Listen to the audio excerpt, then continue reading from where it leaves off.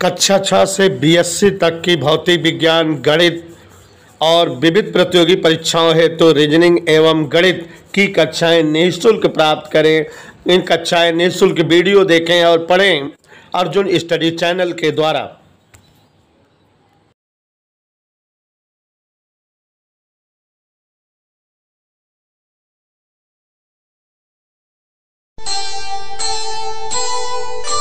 कर्म करे किस्मत बने, जीवन का यह मर्म, प्राणी तेरे हाथ में, तेरा अपना कर्म, तेरा अपना।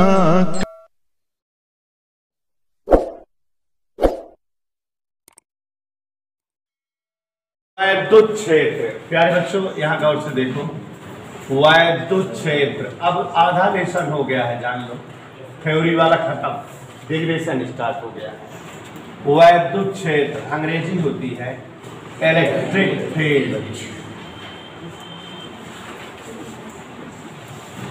अब यहाँ समझिए जरा, वैद्युत क्षेत्र आम बोलचाल की भाषा में क्षेत्र का मतलब है इलाका, ठीक।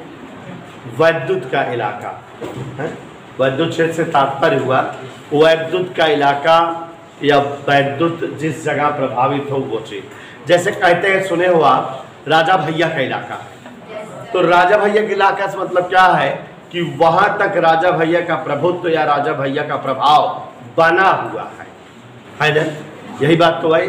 तो वैसे ही बच्चों, अगर हम कहीं कोई एक आवेश रख दें, ये हमने कहीं कोई एक आवेश रख दिया, तो इस आवेश के चारों ओर का वह क्षेत्र, वह इलाका जहां तक इसका प्रभाव बना रहे, महसूस किया जा सके, वही इसका क्षेत्र या वैद्युत क्षेत्र कहलाएगा। बात समझ में आई? नहीं समझ में आई? फिर से सुनो, दो परिभाषाएं हैं, दोनों ध्यान से समझो। कोई आवेश हमने यहां रख दिया, तो इसके चारों ओर का वह क्षेत्र जहां तक इसका प्रभाव महसूस किया जा सके, बना रहे, वही इस आवेश का वैद्युत क्षेत्र कहलाएगा। बात क्लियर हुई? एक और परिभाषा है, जैसे ये आवेश रख दिया गया, अब इस आवेश के चारों ओर जहां तक कोई दूसरा आवेश लाएं और उस आवेश पर वैद्युत बल लगने लगे।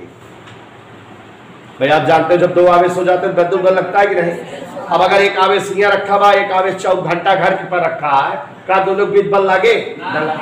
अब दूसर के आवेश का जितनी दूरिया तक रखी कि ऊपर बल लागत रहा है, वह एक का हुआ इलाका या क्षेत्र, ठीक है ना। तो वैद्युत क्षेत्र की क्या परिभाषाएं हो गई? पूछो कौन कौन? किसी आवेश के चारों ओर का वह क्षेत्र जहां तक आवेश का आवेशी प्रभाव बना रहे, व्याप्त रहे, वही जो है वैद्युत क्षेत्र कहलाता है। या दूसरी परिभाषा, किसी आवेश के चारों ओर का वह क्षेत्र जहां तक किसी दूसरे आवेश को लाए जाने पर दूसरे आवेश पर वैद्युत बल आरोपित हो, वैद्युत क्षेत्र कहलाता है। इधर क्लियर? बात समझ में आई? बच्चों, वैद्युत क्षेत्र को फिजिक्स में, भौतिकी में दो राशियों द्वारा प्रकट किया जाता है, बताया जाता है, समझाया जाता है। माने वैद्युत क्षेत्र को दो भौतिक राशियों के द्वारा एक्सप्लेन किया जाता है। तो वैद्युत क्षेत्र को प्रकट करने के लिए भौतिकी की क्या भौतिक राशियां इस्तेमाल होते हैं? पहली राशि का नाम है वैद्युत क्षेत्र की तीव्रता, अंग्रेजी है intensity of electric field, vector E से व्यक्त करते हैं। और दूसरी राशि का नाम है वैद्युत विभव, इलेक्ट्रिक पोटेंशियल, इसे वी से व्यक्त करते हैं। समझो, किसी आवेश के चारों ओर का वह क्षेत्र जहां तक आवेश का आवेशी प्रभाव बना रहे, वैद्युत क्षेत्र कहलाता है। या किसी आवेश के चारों ओर का वह क्षेत्र जहां तक दूसरे आवेश पर वैद्युत बल आरोपित हो, उसे क्या कहते हैं बेटा? इधर क्लियर अनुज? और वैद्युत क्षेत्र को भौतिकी में कई भौतिक राशियों द्वारा प्रकट करते हैं। वैद्युत क्षेत्र की तीव्रता वेक्टर ई द्वारा या वैद्युत विभव वी द्वारा वैद्युत क्षेत्र को समझाया जाता है। वैद्युत क्षेत्र की तीव्रता के बारे में इस लेसन में डिटेल में पढ़ेंगे और ये एक सदिश राशि है, इसी लेसन में पढ़ेंगे। और वैद्युत विभव के बारे में लेसन 3 में डिटेल में पढ़ेंगे, वह अदिश राशि है। और ऐसे हमने शुरू में आपको बताया था कि ये जो है विभव और तीव्रता वाला लेसन पहले एक ही था, अब अलग अलग हो गया, लेकिन मैं साथ में पढ़ाऊंगा, इसके जस्ट बाद यही वाला लेसन पढ़ाऊंगा। तो अब आप समझ गए कि वैद्युत क्षेत्र क्या होता है। अब बच्चों, वैद्युत क्षेत्र के आधार पे आवेश 2 प्रकार के बनाए गए हैं। कई प्रकार के आवेश है? आवेश का विभाजन किया गया, आवेश को वैद्युत क्षेत्र के आधार पे 2 माना गया। एक है स्रोत आवेश और दूसरा है परीक्षण आवेश।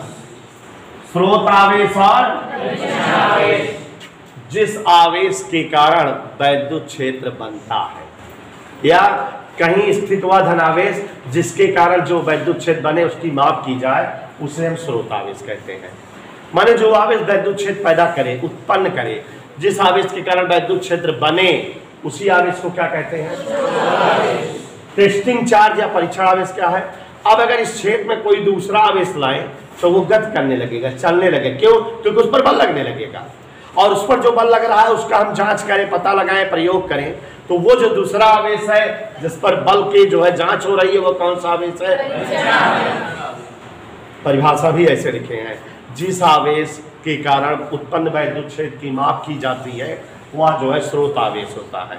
और वैद्युत क्षेत्र में जिस आवेश को रखने से वह स्वतंत्र रूप से गति करता है, जिस पर लगने वाले वैद्युत बल की माप की जाती है, वह परीक्षण आवेश। इस आवेश कारण किसकी माप की जाती है? वैद्युत क्षेत्र की। और इस आवेश का लगने वाले बल की माप की जाती है। तो ये इस तरह से परीक्षण आवेश